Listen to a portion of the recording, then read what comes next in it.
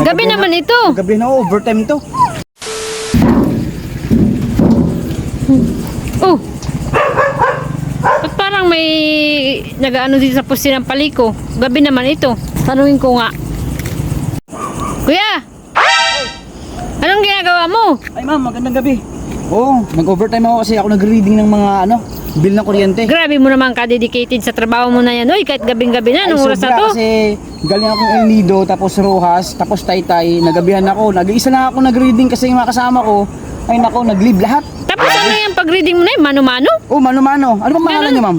Ano po? Ako si Sharon mo ako. Wait lang, Sharon mo ako. Opo.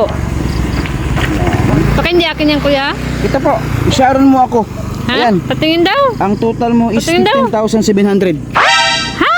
Oo, ito. Grabe naman yan kamahal, kuya, na mas mahal pa yan sa expenses namin maghapon o Oh. isang buwan. January 15 to February 1.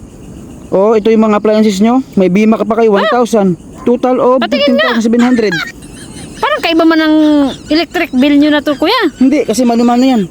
Bakit may bimak? Wala man akong bimak, kuya. Hindi. Aircon, wala rin akong aircon. Ano sa mana, kuya? Bathtub heater. Meron din kayo washing, freezer, cooler, rice cooker, tapos electric Ganito chair. na ba ngayon yung bagong Hindi. electric bill? Oo. Tapos meron kayo electric chair. Anong nangyari dyan? Ba't ganyan yung kuryente ko? Hindi yan sa akin, kuya. Baka iba yan. Ma'am, magreklamo lang kayo sa office. Sa Baka opisina magreklamo. nyo? Ha? Sa opisina nyo?